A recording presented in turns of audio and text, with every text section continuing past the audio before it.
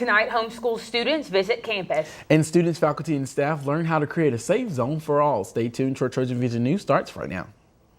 From the High Definition Production Center of Troy University's Broadcast and Digital Network at Troy, Alabama's International University, this is Troy TrojanVision News.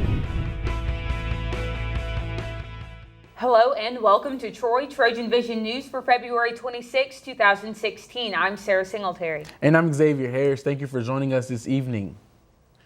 Most high school students have a counseling support system in place to prepare them for college, but that isn't necessarily the case for homeschool students. Today, Troy University tried to make the transition a little easier. Sherry Kotzum has the story. The transition from high school to college can be difficult for anyone, especially if you're homeschooled. For the first time ever, Troy University hosted a homeschool day to give homeschool students a chance to get to know campus and connect with each other. Homeschool Day is an opportunity for students to come and visit this campus, get the traditional college experience. They're going on a campus tour, they're joining us in the dining hall for lunch to get that experience along with other current students. This is the first time we've done something like this, and so we wanted to provide an atmosphere to where these students felt comfortable coming with other homeschool students and their families, and really more like a family day to where they can experience Troy from a prospective student's eyes. Students are able to learn about everything the university has to offer, including talking to current Troy students who were once homeschooled themselves about the transition from the couch to the classroom. Transition isn't easy for anybody just because it is such a big cultural and the shock of social and education is so much different from high school. And even though the event was intended for homeschool students, it also helped put some of the parents' fears at ease. I'm really excited, especially after your homeschool panel and meeting students where my daughter needed to hear that, that they are normal. Fears were big at first, but they were able to overcome them just like in a co-op setting. It's the same thing as walking from co-op and from your home. Now you're going to a college. And the fact that they're hands-on with professors. If you see a weakness, they said the professors are so approachable. So that made me excited. I need my daughter to hear that. Sherry Kotzum, Troy TrojanVision News. In addition to the campus tour, students learned about Troy's accelerated program that allows them to get college credit while still in high school. The Troy Trojans have already kicked off spring training for sports, but today faculty, staff, and students got their own dose of spring training thanks to the Safe Zone for All learning program. Christy Henderson has the story. For most students, going to college is not only the best time of their life, but also a time to learn about who they are as a person.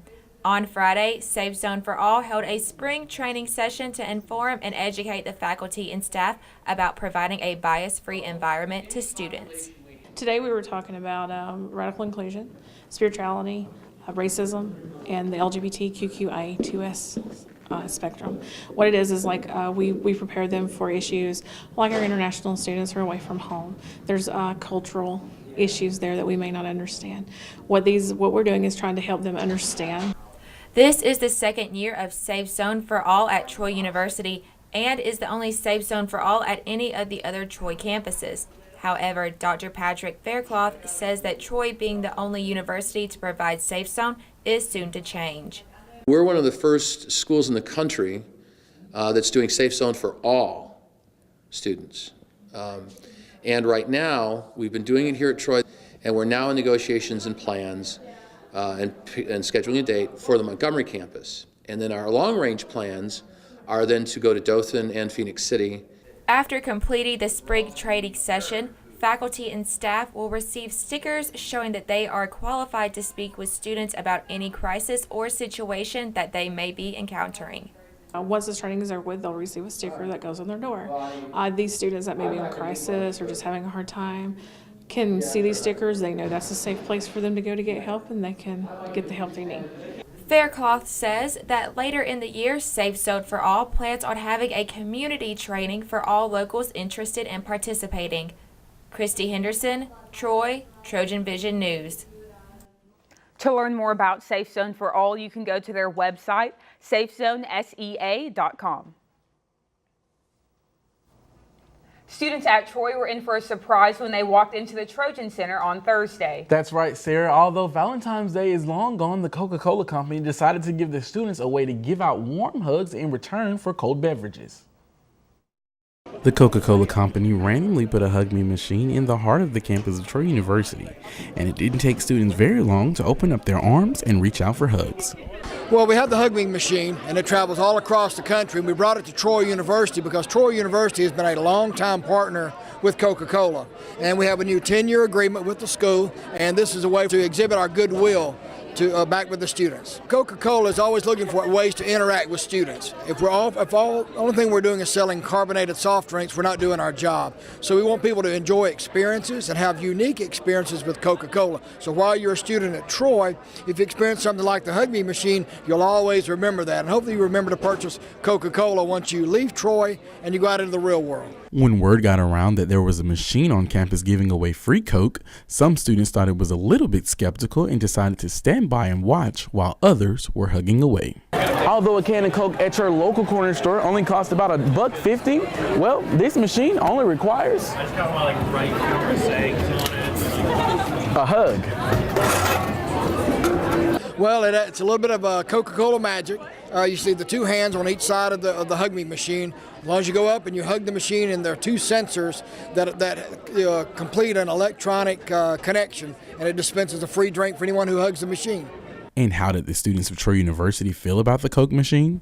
I really like Coke, so if I just gotta hug a machine to get a Coke, I'm there. I just like hugs. There just has to be no way that there has to be a catch to it somewhere. There's no way you can just give away free stuff. To learn more information about the Hug Me machine, you can visit Coca-Cola.com. And now taking a look at news from around the state. Auburn police are identifying a suspect they say killed himself after a convenience store robbery and police chase as 40-year-old Bobby Keith Brumfield of Franklinton, Louisiana. Police say that after robbing the store Wednesday, Brumfield drove off in a Jeep Wrangler, leading police officers and a sheriff's deputy on a car chase. They say Brumfield fired a shot at the deputy, who returned fire. The Alabama Law Enforcement Agency is investigating the change of gunfire involving the deputy. Birmingham police say they've arrested a suspect in the October killing of a security guard shot to death at the apartment complex where he worked an overnight shift. Police said in a statement Thursday night that 20-year-old Michael Bragg of Birmingham is charged with capital murder. He was being held in the Jefferson County Jail, and it isn't immediately known whether he has an attorney. An East Alabama man accused in the death of his 20-month-old daughter said on video during a murder trial that his so-called God instructed him to kill her. Local news media report that jurors heard Stephen Lindsay during a taped confession on Thursday afternoon, saying his God called Yahweh told him to kill his daughter Malia. The 38-year-old Lindsay is charged with capital murder. Still to come on TrojanVision News, the men and women basketball team had a split result playing ULL on Thursday night. Khadijah Torbert has the game stories coming up in sports. And the Oscars are right around the corner. We've got a preview of the event coming up, so stay with us. The preps and the protests ahead of this year's Oscars. I'm Terry Okita in Hollywood with a preview of the red carpet event. How can I help my daughter with her reading? Searching for help with Dachshund breeding. How can I help my daughter with her reading? Information on hot water heating. No. Sarah's bright, but when she's reading, she has trouble sounding out the words. World music, playing track now. No. Let me try. Our daughter gets confused about which details in a story are important. Which paper towels are most absorbent? What? Here are 5 product reviews. Why are you not getting me? See, I told you.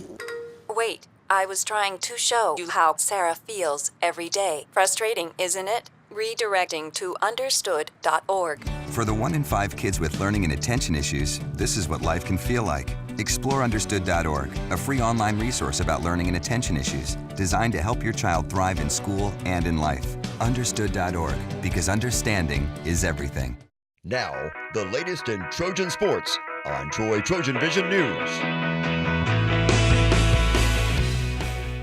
Thursday night, the Troy women's basketball team competed in their next to final home game of the season, looking to clinch a spot in the Sun Belt Conference tournament. William McCarthy has a wrap-up from the floor. The Troy women's basketball team didn't miss from the field or from the line in the final 3 minutes and used that late run to beat Louisiana Lafayette 90-83 at Trojan Arena. Algea Saunders led the Trojans with 21 points, including 16 in the first half. Clarissa Banks added a career-high 18 off the bench. Kaylin Ramirez scored 15, which 8 of those came in the final 3 minutes of the game. The coaches got on me and they just asked me, do you really want to win? And I was, of course I do. And so, I just took the advantage and, I had an open shot and just shot it. I just knew that, that's what we needed. I didn't say we were in a comfortable spot, but, that just gave us one step closer to winning the game. At the beginning of the second half, the Trojans were up by 8 points. By the end of the third, the Cajuns were raging, only down by 2 and at one point leading by 2 in the fourth quarter. But head coach Chanda Rigby knew she could count on Ramirez to make the shots they needed to win. She's the biggest person and the biggest, strongest person on the court. That's one thing. But it's not just that. She's also probably the most finesse player we have. She's also the calmest player in clutch situations. So, yeah, we do depend on her a lot, and she's easy to lean on. She wants to take that responsibility. I just really think it shows the growth of our team, once again, that we were able to calm down and make the plays we need to make down the stretch. So when the last buzzer rang, we were ahead. With the win, Troy clinches a berth in the Sun Belt Conference Tournament in New Orleans. William McCarthy, Troy, TrojanVision Sports. Troy's 90 points were the most that the Cajuns had allowed all season long. Junior R.J. Saunders has been on fire lately, and she kept that fire blazing as she ran in 21 points. Troy returns to Trojan Arena for the final home game of the season on Saturday against Louisiana Monroe for Senior Day. Tip-off is set for 2 p.m. Despite a solid first half performance, the Trojans men's basketball team couldn't pull off a win against the Raging Cajuns. Rachel Wickerson has the details.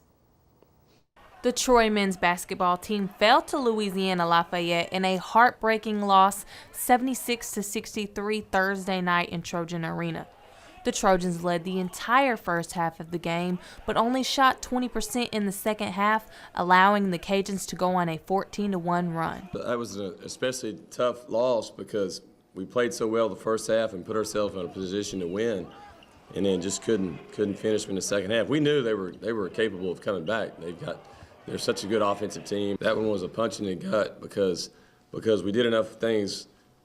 We did enough things the right way to win the game. The Trojans started the second half 0 for 1 at the free throw line, missing 14 total, but did a better job handling the ball with only 4 turnovers. We haven't been good enough at the free throw line all year. We've taken our team doesn't have a whole lot of room for error. We're probably one of the youngest teams in the league. We're inexperienced and our talent level's not quite high enough to where it needs to be just yet. It's getting there, but we got no room for error, and we've had too many nights where we miss free throws like this, and tonight was probably the biggest one. The Trojans have little time to prepare as they will host their final home game of the season Saturday at 4:15 p.m. against ULM. There's a reason why Monroe was picked second in the league behind Lafayette. But we've got to find a way to bounce back. Like we talked about in the locker room, this game will teach you a lot about character. We just got to continue to fight. Quick turnaround Saturday. We have Monroe coming in here. They're a pretty good team too, so we're going to have to come ready to play. Troy will be honoring seniors John Walton III and Jordan Howard on Saturday as they play in Trojan Arena for the last time. Rachel Wilkerson, Troy, TrojanVision Sports. The Trojans take on ULM Saturday night in Trojan Arena for Senior Day as well. Tip-off is set for 4:15. Coming off a tough road loss against the University of Alabama Wednesday night, the Troy softball team returns home this weekend to host the Trojan Warrior Tournament at the Troy Softball Complex with their first game currently in action now. Teams participating in the tournament are Mercer, Austin Peay, Missouri State, and Dayton. The baseball team is off to a great start with a sweep to open up the season and a beatdown on rival UAB Wednesday. Now the Trojans go off on the road for the first time to take on a team that won 42 games last year. The last time the Trojans and Lions met was in 2013 at Riddle Pace Field, where Troy won the game 3-1. Troy leads the overall series with Southeastern Louisiana 5-3. Head coach Mark Smart explains the team's mood going into this weekend. Well, it's going to be a challenge. They're picked to win the Southland Conference. They're a 42-win team last year. We'll have our hands full. It's a great challenge for our team. I like the early challenge. I do. I think it'll be a great test for our team, win or lose. We'll learn a lot about our team, and I think after that fact, we'll be able to really understand more about who we are and what we're trying to do. Make no mistake, our goal and expectation is to win this series, starting with a Friday night game.